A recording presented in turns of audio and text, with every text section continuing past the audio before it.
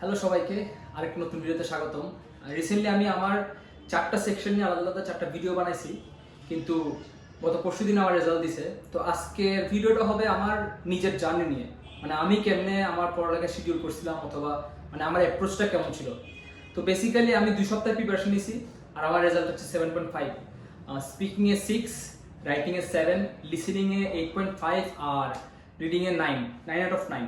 যাই হোক, তো আমার এই জার্নিটা স্পেসিফিক প্ল্যানিং এর কারণে আমি মনে হয় মানে ভালো রেজাল্ট করতে পারছি একটা, বা স্পেসিফিক রেজাল্ট করতে পারছি একটা। তো আমার জার্নিটা ছিল যখন আমি রেজিস্ট্রেশন করছিলাম, তো বেসিক্যালি আমি ব্রিটিশ কাউন্সিল থেকে রেজিস্ট্রেশন করছি। তো আপনারা যখন রেজিস্ট্রেশন প্ল্যান করছেন তখন নেটে গিয়ে ব্রিটিশ কাউন্সিল বা আইটিপি দিয়ে সার্চ দিবেন, তো ওদের ওয়েবসাইটে স্টেপ বাই স্টেপ পরিকল্পনা দেওয়া আছে। তো আমি বেসিক্যালি 27 তারিখ আমার মেইন এক্সাম ডেট নিয়েছিলাম, এবং 24 তারিখ আমার স্পিকিং এর ডেট পড়ছিল। তো আমার প্ল্যানিংটা এমন ছিল, আমি 15 থেকে 20 পর্যন্ত আইএলটিএস এর কেমব্রিজের বই কালেক্ট করছিলাম, এবং 19-20 মানে লাস্টের দুইটা আমি একদম স্পেসিফিক্যালি ডেট ওয়াইজ সেকশন করে রাখছিলাম যে আমি কোন দিন এগুলো প্র্যাকটিস করব। সো বেসিক্যালি 22 তারিখ আর 23 তারিখ এই 2 দিন সকালে একটা পুরো টেস্ট, বিকালে একটা পুরো টেস্ট, মানে 22 তারিখ সকালে 19-এর টেস্ট 1 পুরোটা, আর 22 তারিখ বিকালে টেস্ট 2 পুরোটা, সেম 23 তারিখ টেস্ট 3 পুরোটা, 23 তারিখ রাত্রে মানে সন্ধ্যায় 23 তারিখ টেস্ট 4 পুরোটা, মানে কি 22-23 মিলে আমার 19 শেষ।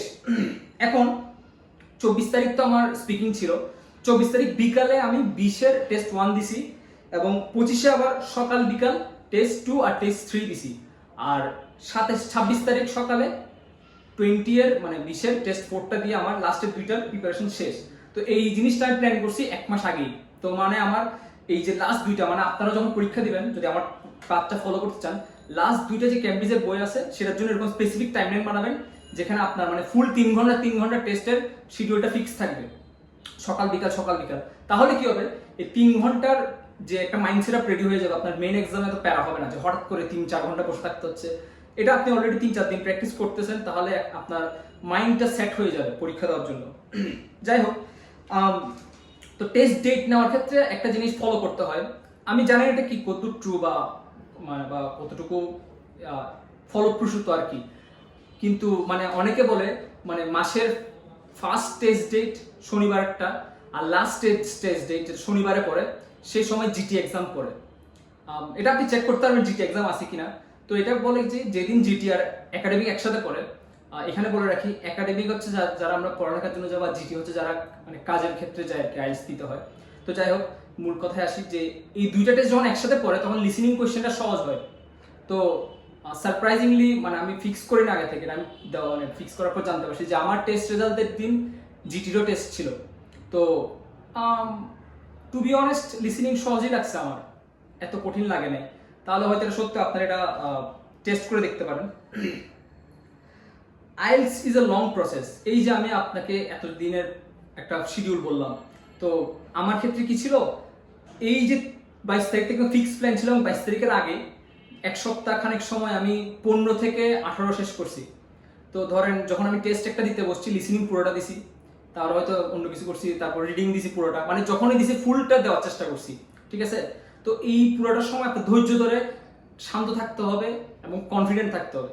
আপনি শান্ত থেকে কনফিডেন্ট থেকে আপনার মানে যে প্ল্যানটা বানাইছেন প্ল্যানটা ফুলফিল করেন, দেখবেন যে আপনি আপনার গোলের কাছাকাছি যাচ্ছেন। এখন যদি আমি সেকশন ওয়াইজ বলতে চাই, লিসেনিং রিডিং তো আমি 2 সপ্তাহ ধরে প্র্যাকটিস করছি ওভারঅল সব মিলায়। স্পিকিংটা আমি স্পিকিং এর লাস্ট 1 সপ্তাহ মনে প্র্যাকটিস করছিলাম। এই প্র্যাকটিস করার জন্য আমাকে আমার ক্যাম্পাসের বড় ভাই মঈন ভাই সাহায্য করছে, আর এখানে মানে চিটাং আসার পরে অনলাইনে আমি আমার ফ্রেন্ডদের সাথে প্র্যাকটিস করছিলাম, রাতুল আর অনিক ইসলাম অপু, এই দুজনের সাথে মূলত প্র্যাকটিস করছি। তো ওরা কি করছে, কেমব্রিজের যে বইটা আছে স্পিকিং, ওখান থেকেই কোয়েশ্চেনগুলো আমাকে করছে, এবং আমি টাইম ধরে ধরে আনসারটা দিছি, জাস্ট দ্যাটস ইট। আর রাইটিং এর ক্ষেত্রে এটা ইম্পর্টেন্ট, কারণ আমি যখন লাস্ট এক্সাম দিয়েছিলাম তখন রাইটিং 6 পাইছিলাম। তো এবার ইচ্ছা ছিল রাইটিংটা আরেকটু ইমপ্রুভ করবো, তাই সেজন্য আমি দোকানে গিয়ে জাস্ট বলছি যে রাইটিং এর জন্য ভালো বই কোনটা, জাস্ট র্যান্ডম একটা বই। এটা কেউ সাজেস্ট করে, জাস্ট দোকানে গিয়ে র্যান্ডম একটা বই নিছি আমি, যাতে আমি টাইপগুলো সম্পর্কে একটু মানে ফিমিলিয়ার হতে পারি। তো আমি রাইটিংটা পড়ছি, এখানে দেখা গেছে যে 250 ওয়ার্ড লিমিট থাকার পরে এখানে প্রায় 600-700 ওয়ার্ড লিখছে। ইট ডাজন্ট ম্যাটার, আমি জাস্ট কোন কোয়েশ্চেনের আগে কিভাবে আনসার করলে সুবিধা হয় সেই ধারাটা বোঝার চেষ্টা করছি, এবং যখন আস্তে আস্তে ধারাটা বুঝে গেছি তখন আমি পুরোটা শেষ করার পরে 1 বছরে শেষ করছি পুরো বই, মানে পরে আর কি ওই যে লাস্ট যে 4 দিন বা 5 দিন হিসাব দেখালাম আপনাকে, ওই টাইমে আমি শুধু রাইটিংটা প্র্যাকটিস করছি। এর আগে কোনো ইন্ডিপেন্ডেন্টলি রাইটিং প্র্যাকটিস করি না আমি। এই যে স্পেসিফিক শিডিউল 19-20 রাইটিংটাই প্র্যাকটিস করছি এবং এটাতে আমি এক্সাম দিতে গেছি।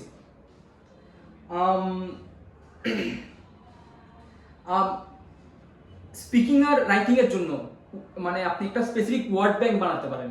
ভোকাবুলারি আমি প্রায় 6 থেকে 10টার মতো ওয়ার্ড আমি ওয়ার্ড ব্যাংক বানাইছিলাম। আমার নোটপ্যাডে লেখা ছিল, আমার খাতায় লিখে রাখছি। এই ওয়ার্ডগুলো আমি ফিক্স করছিলাম যে আমি যে কোনো মতে স্পিকিং আর রাইটিং এ ইউজ করবো, এবং আমি তাই করছি। স্পিকিংও এই ওয়ার্ডগুলো ইউজ করছি, রাইটিংও এই ওয়ার্ডগুলো ইউজ করছি।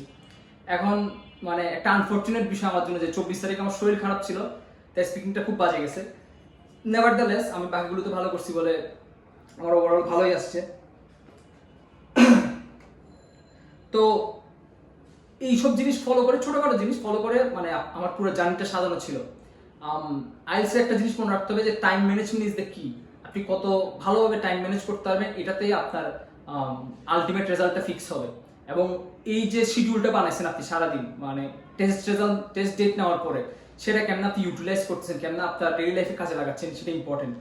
যেমন এখানে আমি আরেকটা জিনিস বলে রাখি যে লিসেনিং করার সময় আমার যতগুলো ওয়ার্ড ভুল হয়েছিল, যেমন সিলি ওয়ার্ড স্ট্রবেরি ওয়ার্ডটা আমি লিসেনিং করার সময় প্র্যাকটিস করার সময় ভুল করছি, তো সেই ওয়ার্ডটা আমি লিখে রাখছিলাম। এরকম অনেকগুলো আমার প্রায় 1 পৃষ্ঠা 1.5 পৃষ্ঠার মতো ওয়ার্ড হয়েছে লিসেনিং, মানে কমন ওয়ার্ড কিন্তু আমি ভুল করছি, এগুলো আমি লিখে রাখছিলাম। এবং মেইন এরকম একটা ওয়ার্ড ছিল ক্লোথস, মানে ক্লোথস ওয়ার্ডটা আমি ভুল করছি, কি ফান বিষয়। এবং মেইন এক্সামে ক্লোথসটা আসছিল, কিন্তু ওই যে আমি লিখে রাখছিলাম আমার একটা খাতায়। এক্সামের দিন সকালে মানে 27 তারিখ সকালে আমি কিন্তু ওই যে ভুল করা জিনিসগুলো একবার করে পড়ে গেছিলাম। তো সেই ক্লোজটা তখন পড়ছিলাম এবং মেইন এক্সামে কিন্তু ক্লোজটা আছে, তাই ওটা কি কমন পড়ে গেছে। তো এইসব জিনিস একটু খেয়াল রাখতে হবে যে আসলে যাতে ভুল না হয়। এবং এই যে ওয়ার্ডগুলো ভুল করতেছেন এগুলো যদি লিখে রাখেন, যদি ইফ ইউ আর লাকি তেমন কমন পড়েও যেতে পারে যে স্পেলিংটা ভুল করছেন কিন্তু আপনি মেইন এক্সামে গিয়ে ঠিক করতেছেন, কারণ আপনি একবার কি প্র্যাকটিস করে গেছেন। প্র্যাকটিস আর টাইম ম্যানেজমেন্টের বিষয়টা কেন বলতেছি, মানে আইএলটিএস এর বিষয়টা কি ক্র্যাক করা বিষয়টা, কারণ ইটস নট লাইক যে আপনার শুধু স্পেসিফিক ইংলিশ টেস্ট করতেছে, আপনি ওদের স্ট্র্যাটেজির সাথে কতদূর ফ্যামিলিয়ার, ওই স্ট্র্যাটেজি অনুযায়ী আপনি কেমনে ফাইনাল আনসারটা দিতে পারতেছেন বা ফাইনালি ডেলিভার করতে পারতেছেন। তাই প্র্যাকটিস করে জাস্ট ফ্যামিলিয়ার হতে থাকেন। রাইটিং এ যে বিষয়টা আমার কাজে দিছে। এবং এখানে বলে রাখি আমি কিন্তু কোনো ফর্মালি মক টেস্ট দিই না, মানে কোনো ইনস্টিটিউশনের কাছে মক টেস্ট দিই না বা কোচিংও করি নাই এবার। তো আমি শুধু ইউটিউবে ভিডিও দেখছি কিছু, যেমন আমি যেদিন এক্সাম ছিল 27 তারিখ সেদিন সকালেও কিন্তু মানে রাইটিং টেস্টে কেমনে এক্সাম্পল লিখতে হয় ফর্মালি সেটা দেখে গেছিলাম, একটা ছোট video how to right examples in writing to, এটা দিয়ে সার্চ দিয়ে এটা দেখে গেছিলাম। এবং টাইম ম্যানেজমেন্টের যে বিষয়টা বলতেছি, আমার রিডিং এ আমার ফুল 9 আসছে, এবং যেটা ফান বিষয় আমার রিডিং শেষ হয়ে গেছিল 42 মিনিটে, মানে 42 মিনিটসে আমার 3টা সেকশন শেষ। এটার কারণ কি, আমি যখন প্র্যাকটিস করতেছিলাম আগে 2 সপ্তাহ, সেই পুরো 2 সপ্তাহে কিন্তু আমি আমাকে টাইম দিছি 45 মিনিটস, মানে আমার যতই যাই হোক 45 মিনিটসে আমার পুরো রাইটিং শেষ করতে হবে। এবং মেইন এক্সামে যখন গেছি তখন কিন্তু আমার মাইন্ডসেট ওইটাই কাজ করতেছে যে হাই আমার তো 45 মিনিট আছে শেষ করতে হবে, তো আমি 45 মিনিটে শেষ করে ফেলছি। এবং it's not a necessarily bad thing, কারণ 42 মিনিটস আমার শেষ করার পরে আমি ওয়াশরুম ব্রেকে গেছিলাম, এবং পরবর্তীতে যখন ফেরত আসছি 5 মিনিটে আমার কাছে প্রায় 15 মিনিটের মতো সময় ছিল। ওই 15 মিনিটে কিন্তু আমি রিচেক দিছি 3টা সেকশন, এবং ভুল আসে নাই কোনো, কিন্তু আমার যদি ভুলও হইতো তাহলে আমার অ্যাম্পল অ্যামাউন্ট অফ টাইম ছিল ভুলগুলো ঠিক করার। So I think it really help. তো এই বিষয়টা খুব সুন্দর করে মাথায় রাখতে হবে। এবং বিষয় কি, আপনি পরীক্ষার প্রশ্ন পাওয়ার পর কিভাবে টাইম ম্যানেজমেন্ট করতেছেন সেটাও কিন্তু কি। যেমন রাইটিং এর ক্ষেত্রে ধরেন আমি ফার্স্ট 2-3 মিনিট সময় নিয়েছিলাম, 5 মিনিট সময় নিয়েছিলাম আইডিয়া জেনারেট করতে। তো আইডিয়া জেনারেট করে আমি সুন্দর করে লিখে ফেলছি রাইটিং টাস্ক 2-তে, এবং 2-তে লেখার পরে ওইটা যখন জেনারেট হয়ে গেছে পরের আনসার করা খুব সহজ। তো আমার রাইটিং টাস্ক 2 আর 1 নিলেও কিন্তু আমার 50 মিনিটসের শেষ।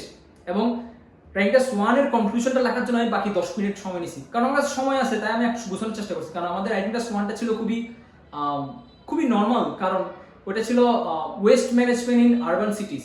তো ওইটা খুবই ছোট একটা জিনিস, কিন্তু ওখানে কেমন 150 ওয়ার্ড পুরাবো এবং কনক্লুশনটা কেমন সুন্দর করে দিব সেটা আমার যথেষ্ট চিন্তা করতে হয়েছে। এবং আই থিঙ্ক এই জিনিসটা মেনটেন করার জন্য আমার কিন্তু আলটিমেটলি রাইটিং এ 7 আসছে। আর লিসেনিং এ আমার ডিজেল শব্দটা ভুল হয়েছিল, এটার জন্য আমার মার্কস কাটা গেছে, না হলে আমার মনে হয় আমার ওখানেও 9 চলে আসতো। তো মোটামুটি একটুকি ছিল, আপনারা অনেক বেশি প্র্যাকটিস করেন। প্র্যাকটিস করাটা অবশ্যই কি, যত বেশি প্র্যাকটিস করেন তত ভালো। এখানে আপনি মানে স্পিকিংটা তো আরো বেশি ক্রুশাল প্র্যাকটিস করা।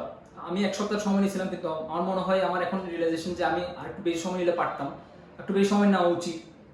তো আপনারা এটা একটু বেশি সময় নিয়ে প্র্যাকটিস করবেন। আর ওয়ার্ড ব্যাংক বানাবেন সেটা তো বললাম। স্পেলিং চেক করবেন অবশ্যই। হ্যাঁ, মূলত ঠান্ডা থাকবেন, কনফিডেন্ট থাকবেন, আর অ্যাপ্রোচটা ফিক্স করবেন। যত সুন্দর অ্যাপ্রোচ আপনি নিতে পারবেন, যত সুন্দর প্ল্যানিং আপনি করতে পারবেন, যত সুন্দর করে আপনি আপনার জন্য যে গোলগুলো সেট করছেন সেগুলো ফুলফিল করতে পারবেন, তত ভালো আপনি রেজাল্ট করবেন। কারণ আপনাকে আপনার থেকে কেউ ভালো জানে না, কেউ আপনাকে বলে দিতে পারবে না যে আপনার এবিলিটি করতে বা আপনার কি করতে হবে। আইএলটিএস আপনাকে ফার্স্টে বুঝতে হবে পরীক্ষাটা, তার আপনার এবিলিটি করতে আপনাকে জাজ করতে হবে, আর সেই জাজমেন্ট অনুযায়ী আপনার একটা নির্দিষ্ট টাইম ফ্রেমে কি করতে হবে সেটা বুঝতে হবে। আইএলটিএস এর প্রিপারেশন 7 দিনেও নেওয়া যায়, আবার 1 বছরও নেওয়া যায়। এখন আপনার থেকে যদি ধরেন 3 দিন আছে, সেই 3 দিনে আপনি কেমনে প্র্যাকটিস করবেন বা আপনার মানে দিনটা সেট করবেন, মানে কি কি গোল আপনার টাচ করতে হবে সেটা আপনিই বানাবেন, এবং ওই জিনিসটা ফুলফিলমেন্ট করেন, আপনি আপনার ডিজায়ার স্কোর পেয়ে যাবেন। এটা আপনার থামানোর কেউ নাই বা কিছুই না, just practice and make a proper plan, it's very important. আর আপনার মেইন শত্রু টাইমটা থেকে খেয়াল রাখেন আর প্র্যাকটিস করে যান। Good luck for the exams. আর যদি কোনো কোয়েশ্চেন থাকে স্পেসিফিক আর বা এনি সাজেশনস, কমেন্টে করতে পারেন। আর আপনার যদি আরও পার্সোনালাইজড হেল্প লাগে তাহলে কমেন্ট করেন, আশা করি উইল টক। Thank you.